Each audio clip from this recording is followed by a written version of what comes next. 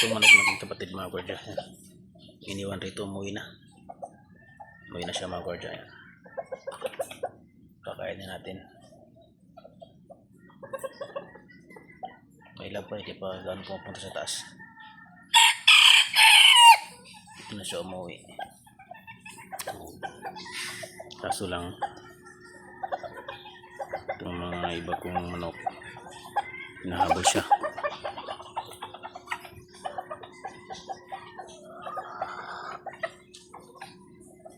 Ating itigon mga gwardiya, no? Ayan. So update tayo mga gwardiya sa ating mga alaga rito, tsaka sa ating mga naglilimlim or nangingitlog. So ito mga gwardiya, no, ito yung kwento natin. Dito ako noong time na yun, nagtiyap ako. May pumunta ito mga bata, nahuli ko, nanguha ng itlog.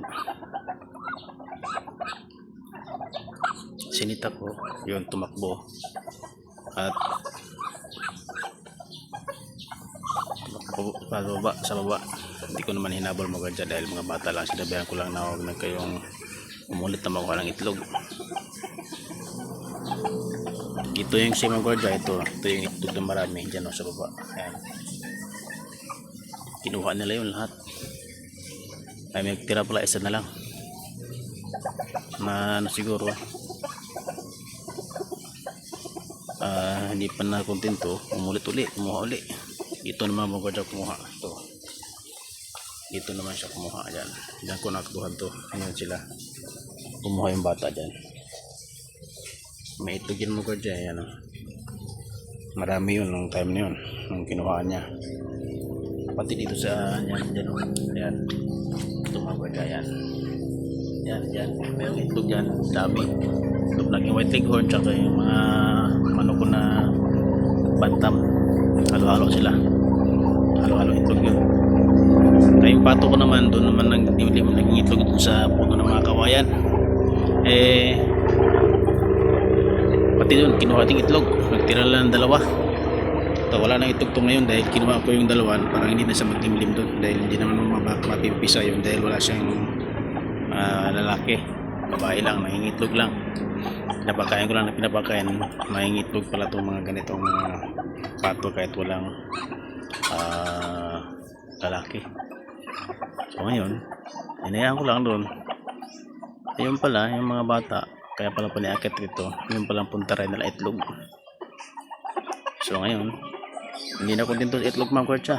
Kumuha pa ng tawag nito yung manok, kinuha pa, puti na lang binalik. Sabi ng mga bata sa baba, bininta din yung iba, kaya pala nawala yung manok rito. Pero ayos lang, pinapano ko naman, kausap ko yung magulang, sinabihan ko naman na sige, okay lang, wala namang problema, basta huwag nilang ulitin ng ganun.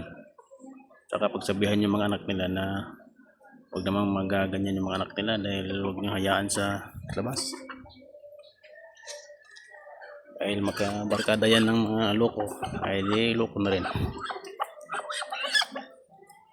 Humingi naman sa akin ng pasensya, tinanggap ko naman yung pasensya niya dahil siyempre bata naman yun,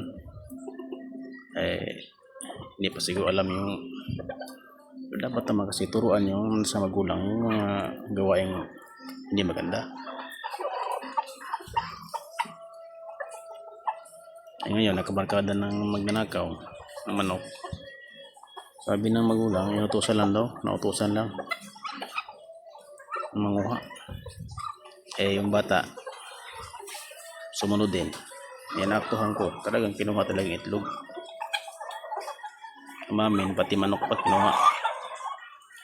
Pero hinayaan ko na lang. Wala na dispatch na yata. Yung white leghorn ko kapo nung nakarang araw nawala to kasi siguro kinuha tapos binalik. Ayan siya.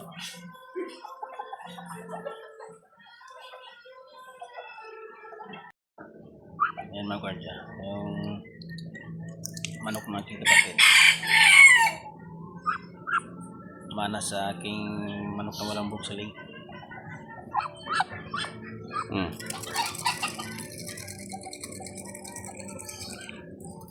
So yan po update mga guardia, no?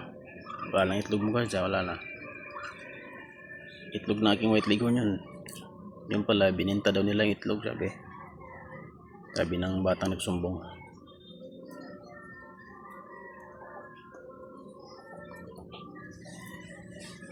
Hinayaan ko na lang dahil yun nga bata. Wala mo tayong laban. Dahil bata yun.